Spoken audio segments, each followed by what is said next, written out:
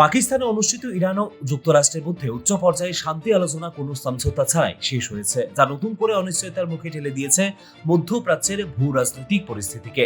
প্রায় 21 ঘন্টারও বেশি সময় ধরে চলা এই বৈঠকে মূলত হরমুজ প্রণালী উন্মুক্ত রাখা এবং ইরানের পারমাণবিক কর্মসূচি নিয়ে আলোচনা হলেও শেষ পর্যন্ত দুই পক্ষের অনমনীয় অবস্থানের কারণে সম্ভব হয়নি ঐকমত্যে পৌঁছানো। আলোচনায় ইরানের কাছে পারমাণবিক অস্ত্র তৈরির পথ থেকে সরে আসার সুস্পষ্ট ও বাধ্যতামূলক প্রতিশ্রুতি দাবি করে যুক্তরাষ্ট্র। পাশাপাশি আঞ্চলিক নিরাপত্তা এবং আন্তর্জাতিক জ্বালানি সরবরাহের স্বার্থে হরমুজ প্রণালীতে অবাধ নৌ চলাচল নিশ্চিত করার বিষয়েও জোর দেয় ওয়াশিংটন। তবে এইসব শর্তকে অত্যধিক কঠোর এবং একতরফা বলেও প্রত্যাখ্যান করে তেহরান। কোনো চুক্তি ছাড়াই আমরা ফিরে যাচ্ছি, আমাদের শর্তগুলো স্পষ্ট ছিল, কিন্তু ইরান তা গ্রহণ করেনি বলে আলোচনা শেষে এক সংবাদ সম্মেলনে জানান যুক্তরাষ্ট্রের প্রতিনিধি জেডি ভ্যান্স। এই চুক্তিহীনতা যুক্তরাষ্ট্রের তুলনায় ইরানের জন্য বেশি নেতিবাচক প্রভাব ফেলবে এবং ভবিষ্যতে আরো কঠিন হয়ে উঠতে পারে কূটনৈতিক পথ বলেও প্রতিক্রিয়া দেন তিনি। We have been at it now for 21 hours, and we've had a number of substantive discussions with the Iranians. That's the good news. The bad news is that we have not reached an agreement, and I think that's bad news for Iran much more than it's bad news for the United States of America. So we go back to the United States having not come to an agreement.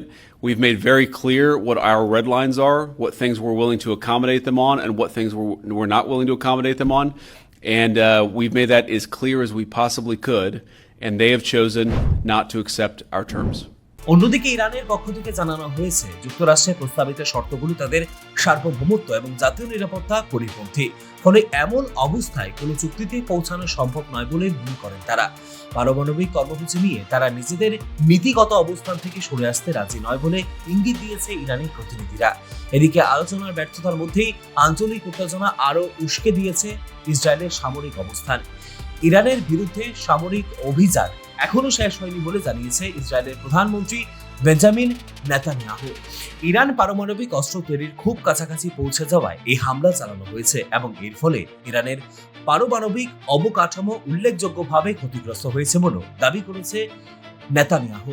বিশ্লেষকদের মতে একদিকে কূটনৈতিক আলোচনা ভেস্তে যাওয়া এবং অন্যদিকে ইসরায়েলের সামরিক তৎপরতা, এই দুইয়ের সমান্তরাল অবস্থান নতুন করে অস্থিরতা সৃষ্টি করতে পারে মধ্যপ্রাচ্যে। বিশেষ করে হরমুজ প্রণালীকে কেন্দ্র করে যে কোনো উত্তেজনা বৈশ্বিক জ্বালানির বাজারে বড় ধরনের প্রভাব ফেলতে পারে বলে আশঙ্কা আন্তর্জাতিক মহলের। সামগ্রিকভাবে বর্তমান পরিস্থিতিতে ইরান যুক্তরাষ্ট্র সম্পর্কের অবনতি এবং ইসরায়েল ইরান সংঘাতের সম্ভাব্য বিস্তার উদ্বেগ বাড়িয়েছে আন্তর্জাতিক মহলে। Bureau report, news now.